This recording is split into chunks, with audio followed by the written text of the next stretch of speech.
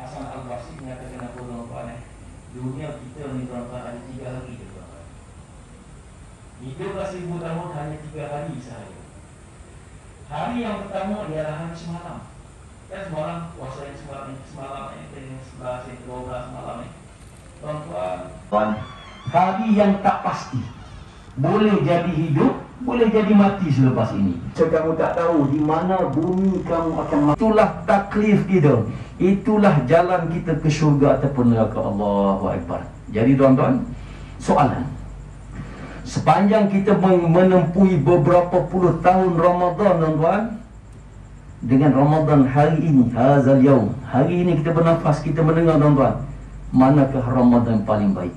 Wa atubu ilaih. Astaghfirullahalazim allazi la ilaha illa huwal hayyul qayyum wa atubu ilaih.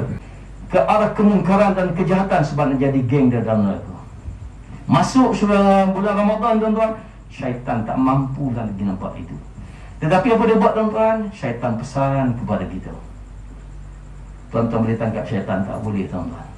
Syaitan ni dia beralih, dia masuk dalam tubuh badan kita seperti mana tuan-tuan? Darah yang mengalir dalam urat. Tetapi tuan-tuan, syaitan pesan kepada kita semua, ingat, walaupun aku dah kena rantai, walaupun aku tak boleh tolong kamu nak buat jahat, ingat, kamu ada hawa nafsu.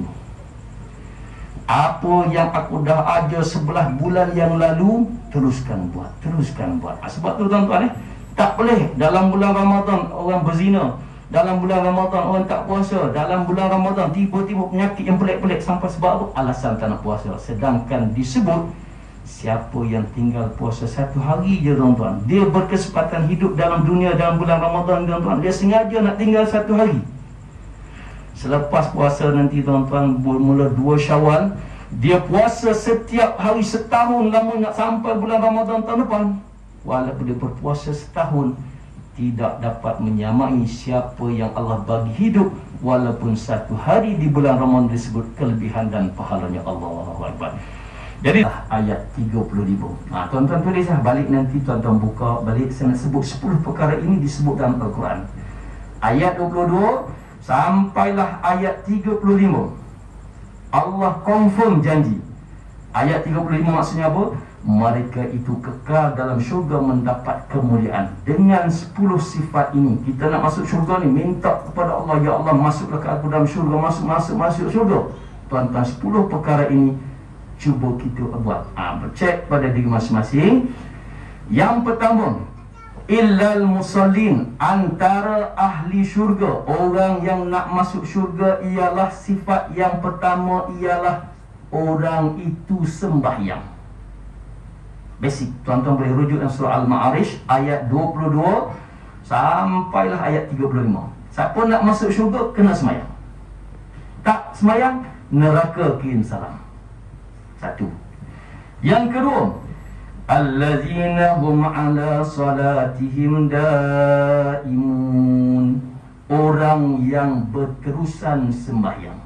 Yang pertama mesti sembahyang. Yang kedua, istiqamah semayang 5 waktu, zuhur, asar, maghrib, isyak, subuh.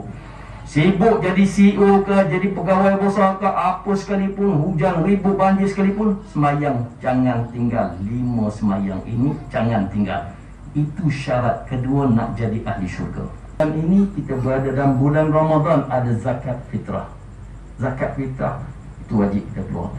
Dalam ayat ini sebut apa lagi tuan-tuan? Syarat nak masuk syurga yang ketiga ialah keluarkan zakat. Kalau isteri lebih sekian-sekian zakat emas, balik timbang emas isteri banyak mana, lebih pada uruf, kena bayar zakat. Kemudian kita ni kebanyakan berkejaya zakat pendapatan.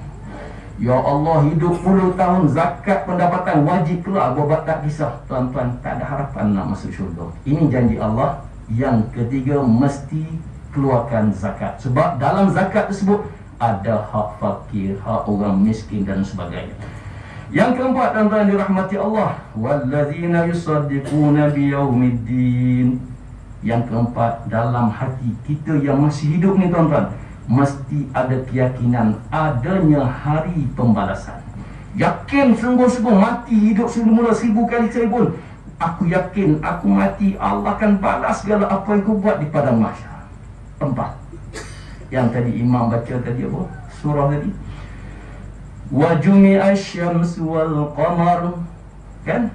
Allah cerita hari kiamat. Kalau kita hari ni tuan-tuan, ada boleh buat sekatan depan tu. Kita pusing jalan belakang sana sini. Dia mengeluarkan zakat. Yang keempat, yakin sungguh-sungguh ada hari pembalasan.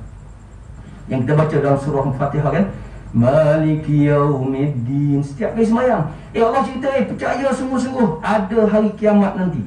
Kita baca je, tapi tak faham-faham. Ambillah kesempatan hari. Yang kelima, walladzina hum min azabi rabbihim mushfiqun inna azaba rabbihim ghairu ma'mun. Yang bermaksud sesungguhnya orang yang takut terhadap siksaan Tuhan, sesungguhnya siksaan Tuhan itu tidak akan dapat merasa aman dari kedatangannya. Allah cerita sifat yang kelima.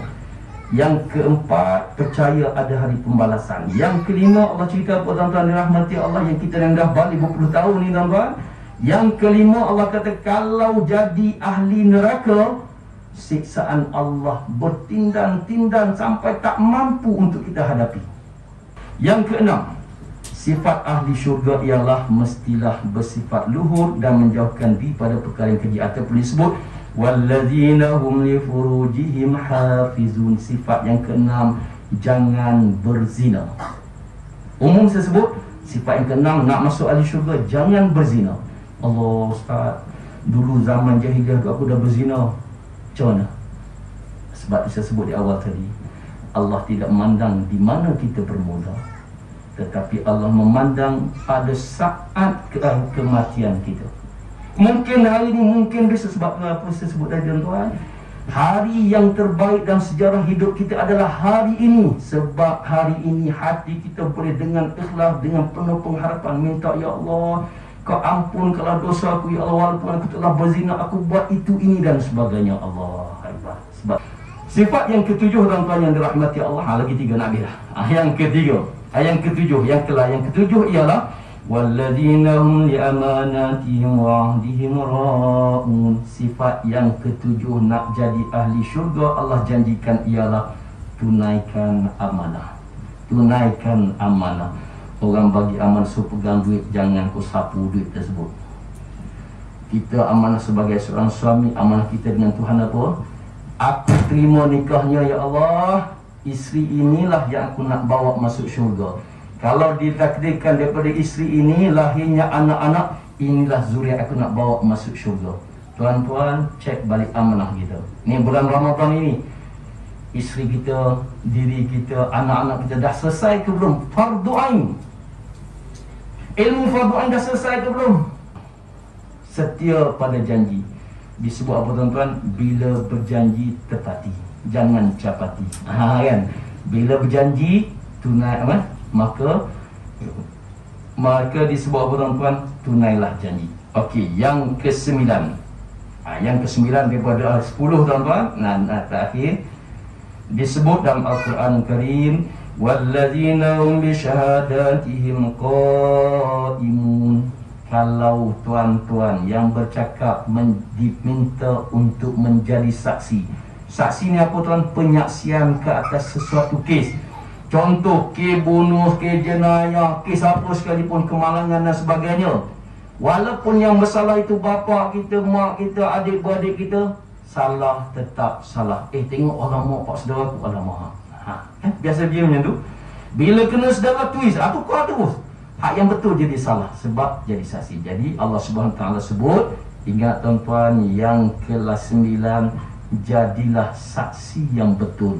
Maksudnya apa tuan-tuan? Walaupun melibat adik-beradik saudara sekalipun, mesti menyatakan kebenaran saksi tersebut. Kalau kes ke mahkamah, ceritalah yang perkara yang sebenar. Boleh nak menipu, tapi ainan mafar. Ingat balik ayat tersebut. Kamu nak lari mana di dunia kamu menipu? Di mana kita nak lari tuan-tuan? Dan yang ke-10 habis. Walladzina hum 'ala salatihim yuhafizun. Yang ke-10 sifat ahli syurga ialah orang yang memelihara sembahyang dengan sempurna.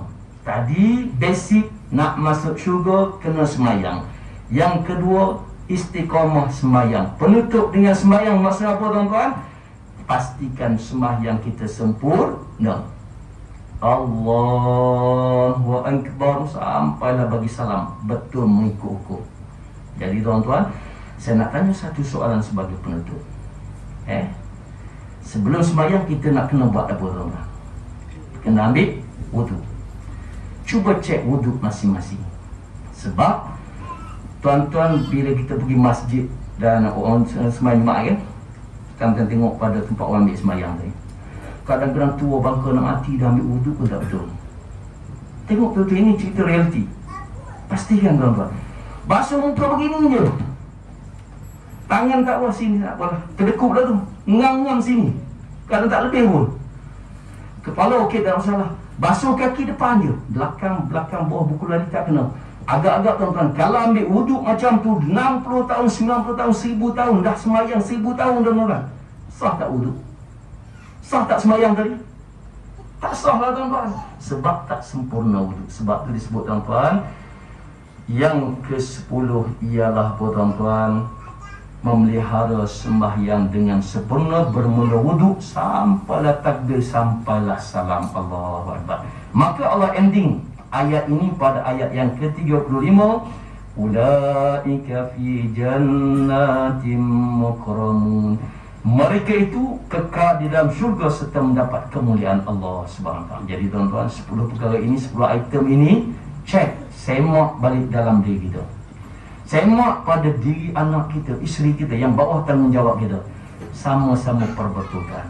Yang salah perbetulkan, sebab hari ini peluang nak merubah yang salah yang kita dah buat berpuluh tahun. Kalau tak apalah, besok lah. Tuan-tuan ingat ayat surah Ahzab yang saya sebut tadi dalam surah Luqman, kata apa? Fabi ayyi ardin tamun.